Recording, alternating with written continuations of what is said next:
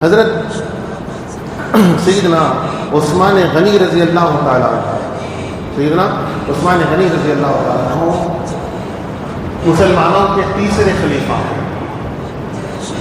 مسلمانوں میں اللہ کے بعد اگر سب سے عظیم ہستی اگر کوئی ہے تو وہ ہمارے نبی حضور صلی اللہ علیہ وسلم، اور حضور کے بعد انبیاء ہیں، دار انبیاء۔ ہاں، انبیاء میں درجہ کسی کا بلند ہے، کسی کا کم ہے، کیونکہ اللہ نے خود قرآن مجید میں ارشاد فرمایا ورفع بعضهم درجات، اللہ نے بعض کو درجے کے لحاظ سے بلندی عطا فرمائی، رفعت عطا فرمائی۔ اور انبیاء کے بعد انبیاء کرام علیہ السلام، نبی کوئی عبادت کر کے نبی نہیں بن جا سکتا کہ بھائی جیسا قرآن حفظ کر لیے تو حافظ بن جاتا، علم دین حاصل کر لیے عالم بن جاتا، مفتی بن جاتا، فلاں بن جاتا، حج کر لیے تو حاجی بن جاتا، لیکن ایسی کوئی خوب عبادت کرنے کے نبی نہیں بن سکتا، نبی نہیں بن سکتا۔ تو انبیاء سب سے افضل ترین ہستیاں ہیں مسلمانوں میں، اہل ایمان میں۔ اور انبیاء کے بعد اگر سب سے افضل ترین کوئی ہستی ہے تو وہ سیدنا ابو بکر صدیق رضی اللہ تعالیٰ عنہ، اور ان کے بعد سیدنا عمر فاروق رضی اللہ تعالیٰ عنہ، اور ابو بکر و عمر رضی اللہ تعالیٰ عنہما کے بعد اگر کوئی افضل ترین ہستی ہے تو وہ سیدنا عثمان ابن عفان رضی اللہ تعالیٰ عنہ، اور پھر علی مرتضیٰ رضی اللہ تعالیٰ عنہ، اور پھر عشرہ مبشرہ ہیں، صحابہ ہیں، اصحاب بدر ہیں، اور دیگر صحابہ ہیں۔ تو جیسا نبی خوب عبادت کرنے کے کوئی نہیں بن سکتے، ایسی کوئی بھی خوب عبادت کر لیے، خوب عبادت کر لیے، رات بھر زندگی تمام جگتے ہوئے عبادت کر لیے، دن بھر زندگی تمام روزے رکھ لیے، خوب قرآن پڑھے، خوب عبادتیں کرے، خوب نمازیں پڑھے، کچھ بھی کر لیے، لیکن صحابی نہیں بن سکتے، صحابی نہیں بن سکتے۔ صحابی وہ جو حضور کی صحبت ایک لمحہ ہی صحیح اختیار کی۔ تو صحابہ کا مرتبہ انبیاء کے بعد ہے۔ ان صحابہ میں تیسرے درجے پر سیدنا عثمان بن عفان رضی اللہ عنہ، اللہ نے قرآن مجید میں سورہ زمر میں 23ویں پارے میں ارشاد فرمایا امن هو قانت آناء الليل ساجدا وقائما يحذر الآخرة ويرجو رحمته، بھلا وہ شخص جس کی راتیں فرما برداری میں گزرتی ہیں، سجدہ کرتے ہوئے، قیام کرتے ہوئے، اللہ کی رحمت کی امید رکھتے ہوئے، آخرت سے ڈرتے ہوئے، کیا وہ برابر ہو سکتا ہے مشرک اور وہ کیا دونوں برابر ہو سکتے ہیں؟ نہیں۔ اللہ نے پھر ارشاد فرمایا قل آپ فرما دیجیے یستوی الذین یعلمون والذین لا یعلمون، کیا علم والے اور بغیر علم والے برابر ہو سکتے ہیں؟ اللہ نے یہ ارشاد فرمایا۔ تو اس آیت کے بارے میں ابن مردویہ نے، ابن حاتم نے، ابن عساکر نے، ابن ابی حاتم نے، ابن عساکر نے اور ابو نعیم نے لکھا ہے کہ یہ آیت عبداللہ بن عمر رضی اللہ تعالیٰ عنہ فرماتے ہیں کہ یہ آیت عثمان بن عفان رضی اللہ تعالیٰ عنہ کے بارے میں نازل ہوئی۔ ان کی راتیں ایسی گزرتی تھیں کہ رات میں ایک قرآن مکمل پڑھ لیتے تھے، ایک رات میں ایک قرآن پڑھ لیتے تھے حضرت سیدنا عثمان بن عفان رضی اللہ تعالیٰ عنہ۔ عثمان بن عفان رضی اللہ تعالیٰ عنہ مسلمانوں میں چوتھی شخصیت تھے جنہوں نے حضور کے دست اقدس پر اسلام قبول کیا۔ پہلے جو اسلام قبول کیے 3 حضرات کے بعد چوتھے حضرت عثمان بن عفان رضی اللہ تعالیٰ عنہ۔ عثمان بن عفان رضی اللہ تعالیٰ عنہ حضور کے بعد 6 سال کے بعد ان کی پیدائش ہوئی۔ عثمان بن عفان رضی اللہ تعالیٰ عنہ وہ آپ کو وہ خصوصیت حاصل ہے جو کسی اور شخص کو ایسی خصوصیت حاصل نہیں تھی۔ آدم علیہ السلام کی اولاد میں قیامت تک وہ خصوصیت کسی کو حاصل نہیں جو عثمان بن عفان رضی اللہ تعالیٰ عنہ کو ہے۔ وہ خصوصیت ہے کہ ایک نبی کی 2 بیٹیاں ان کے نکاح میں آئی۔ سب سے پہلے بی بی رقیہ رضی اللہ تعالیٰ عنہا، اور اس کے بعد ام کلثوم رضی اللہ تعالیٰ عنہا۔ رقیہ رضی اللہ تعالیٰ عنہ کا انتقال ہوا، اس کے بعد ام کلثوم رضی اللہ تعالیٰ عنہ ان کے نکاح میں آئی۔ جب ان کا بھی انتقال ہوا تو حضور نے فرمایا کہ اے لوگوں، عثمان کو اپنی بیٹی دو، اگر میرے 40 ایک روایت میں ہے کہ 100 بیٹیاں بھی ہوتی تو میں ایک کے بعد ایک عثمان کے نکاح میں دیتا جاتا۔ کسی نبی کی 2 بیٹیاں ایک کے نکاح میں آدم علیہ السلام سے لے کے قیامت تک سوائے عثمان کے کسی کے نکاح میں نہیں ہے۔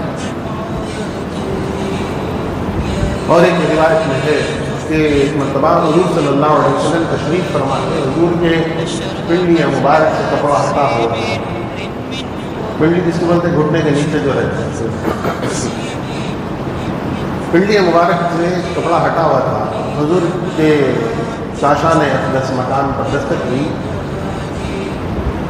پوچھا گیا کہ کون ہے؟ ابو بکر۔ حضور نے فرمایا آنے دو۔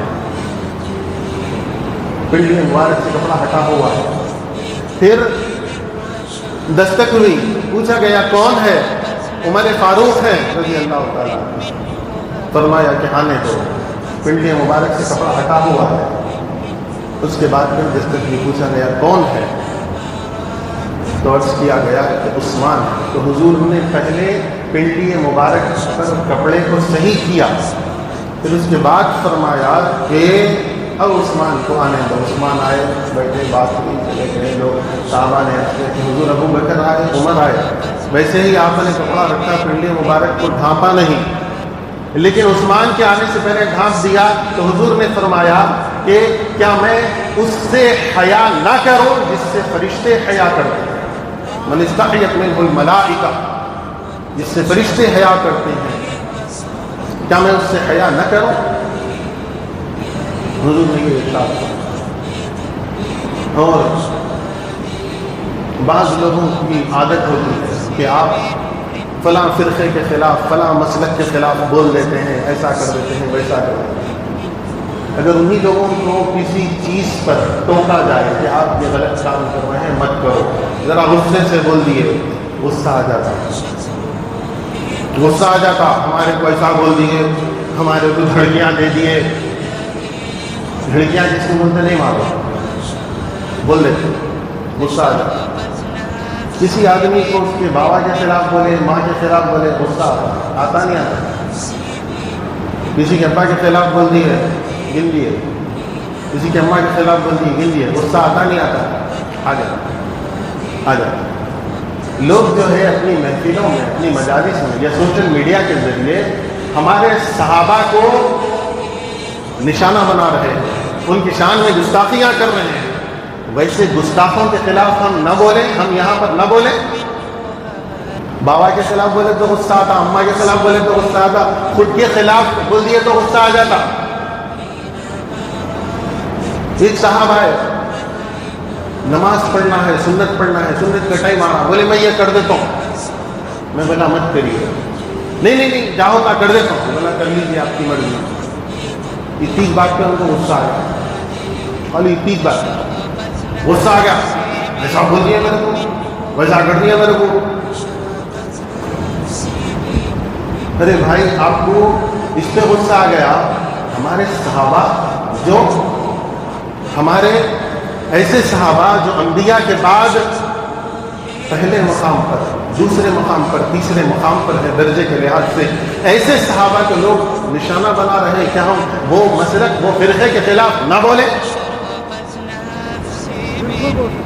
ایسے کام کر رہے ہیں۔ عثمان غنی رضی اللہ تعالیٰ عنہ کی شان میں وہ لوگ آ کر بولتے ہیں ہائے ہائے کرنے والے، جن کی زندگی میں خون ہے، ہائے ہائے ہائے ہائے کرنے والے، وہ لگا تو بولتے ہی، لیکن اپنے بھی بعض رنگ برنگے شملے والے شروع ہو گئے، صاف کھلا نہیں بول رہے، الگ طریقے سے بول رہے۔ شیخ الاسلام بانی جامع نظامیہ رحمۃ اللہ علیہ اپنی کتاب مقاصد الاسلام میں لکھتے ہیں، شاہ محمد انوار اللہ فاروقی رحمۃ اللہ علیہ، عثمان غنی رضی اللہ تعالیٰ عنہ کی شہادت سے پہلے جو فتنہ اٹھا، وہ فتنہ اٹھانے والا کون تھا؟ حضرت لکھتے ہیں کہ وہ فتنہ اٹھانے والا عبداللہ بن سبا تھا. اور یہ عبداللہ بن سبا کون تھا؟ ایک یہودی تھا. اور یہ یہودی ظاہری طور پہ لوگوں کے سامنے، مسلمانوں کے سامنے مسلمان ہو گیا تھا، اصل میں یہودی تھا، دل میں یہودی تھا، ظاہر میں اسلام قبول کر لیا تھا. اس نے فتنہ کیا اٹھایا تھا؟ اس نے فتنہ یہ اٹھایا تھا کہ حضور کے بعد ابو بکر و عمر تو آ گئے، اب عثمان خلیفہ ہیں، لیکن خلافت عثمان کا حق نہیں، علی کا حق ہے رضی اللہ عنہ. خلافت بلا فصل، یہ سب سے پہلے کہنے والا خلافت بلا فصل علی کی ہے، یہ سب سے پہلے کہنے والا یہودی عبداللہ ابن سبا تھا. اور یہی فتنہ اٹھا کہ عثمان غنی رضی اللہ تعالیٰ عنہ کو کئی دن کا پیاسا بھوکا رکھا گیا اور ان کو قرآن پڑھ رہے تھے شہید کیا 18 ذی الحجہ کو. اور اب کیا کر رہے ہیں؟ 18 ذی الحجہ کو خوشیاں منا رہے ہیں، رابضیاں جیسا خوشیاں مناتے ہیں، رابضیاں خوشیاں مناتے 18 ذی الحجہ کو، عید مناتے وہ لوگ 18 ذی الحجہ کو عید غدیر کے نام سے، عید غدیر کے نام سے عید مناتے ہیں. وہی چیز ہم بھی جو ہے شروع ہو گئے، ہمارے لوگ بھی کیا ہوا؟ نہیں، عید غدیر ہے آج. عید غدیر ہمارے بزرگ، ہمارے اکابر منائے تھے. وہ لوگ عید غدیر کی نماز بھی پڑھتے ہیں، خطبہ بھی دیتے ہیں. تم بھی شروع کر دو عید غدیر کی نماز، خطبہ. تو میں یہ عرض کر رہا تھا کہ یہی فتنہ تھا یہودیوں کا. اسی فتنے نے ایک ہمارے خلیفہ راشد، خلیفہ سبم سیدنا عثمان بن عفان رضی اللہ تعالیٰ عنہ کو شہید کر دیا. اور ترمذی کی روایت ہے، جن لوگوں کو غصہ آ رہا ہے کہ عثمان غنی رضی اللہ عنہ کی شان میں بولنا تھا، ان کے مخالفین کے بارے میں کیوں بول رہے ہیں؟ جن لوگوں کو غصہ آ رہا ہے. تو ترمذی شریف کی روایت ہے کہ رسول اللہ صلی اللہ علیہ وسلم کی بارگاہ میں جنازہ لایا گیا. حضور نے فرمایا کہ میں یہ جنازہ نہیں پڑھاتا، یہ جنازے کی نماز میں نہیں پڑھاتا. وجہ کیا ہے؟ حضور سے کیوں نہیں پڑھاتا؟ حضور نے فرمایا کہ یہ شخص عثمان بن عفان رضی اللہ عنہ سے بغض رکھتا تھا، اس کی نماز جنازہ میں نہیں پڑھاتا. تو جس شخص کے دل میں عثمان بن عفان رضی اللہ عنہ سے بغض ہے، حضور اس کی نماز جنازہ نہیں پڑھاتا. حضور اس سے ناراض. جب حضور اس سے ناراض، اللہ بھی اس سے ناراض. تو بعض لوگ کیا کرنے لگے؟ ایک نئی چیز کہ عثمان غنی رضی اللہ عنہ کی شہادت کی تاریخ بدل ڈالے. عید غدیر منا لے سکتے، تاریخ بدل ڈالے. اب بولنے لگے کہ 18 ذی الحجہ ان کا یوم شہادت نہیں ہے، یہ بھی بولنے لگے. لیکن تاریخ کی ایک سے کئی زائد کتابوں سے، معتبر کتابوں سے یہ ثابت ہے کہ عثمان غنی رضی اللہ عنہ کی شہادت 18 ذی الحجہ کو 35 ہجری میں ہوئی. اب یہ 1446 ہجری چل رہی، 35 ہجری میں عثمان غنی رضی اللہ عنہ کی 18 ذی الحجہ کو شہادت. یہ چیزیں بولے تو اپنی آنے والی نسل کو معلوم رہتا کہ عثمان غنی رضی اللہ عنہ کی شان کیا ہے اور ان کے مخالفین کی سازشیں کیا ہیں. ان کے مخالفین کی سازشیں کیا ہیں. اور یہ جو میں بات کہا نا کہ 18 ذی الحجہ کو ان لوگوں نے عید کا دن بنا لیا، یہ بات میری اپنی نہیں ہے، میری اپنی نہیں ہے. شاہ ولی اللہ محدث دہلوی رحمۃ اللہ علیہ کے بیٹے شاہ عبدالعزیز محدث دہلوی رحمۃ اللہ علیہ اپنی کتاب میں لکھتے ہیں کہ رافضیوں نے شہادت عثمان کے دن کو عید کا دن بنا لیا، عید غدیر مناتے ہیں وہ لوگ. یہ میری اپنی بات نہیں ہے، جو ہمارے اکابر ہمارے بزرگ کہے ہیں وہ بات میں آپ کے سامنے پیش کر رہا ہوں. تو یہ عثمان غنی رضی اللہ تعالیٰ عنہ کی یہ شان ہے. اور پھر ان کے جو ساتھوں کی نئی نئی جو سازشیں ہیں وہ یہ ہے، حضور نے فرمایا لِكُلِّ نَبِيٍّ رَفِيقٌ، ہر نبی کا ایک رفیق ہوتا ہے.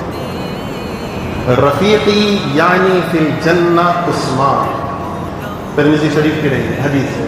حضور نے فرمایا ہر نبی کا ایک رفیق ہوتا ہے، میرا رفیق یعنی جنت میں، جنت میں میرا رفیق حضور نے فرمایا کہ عثمان بن عفان.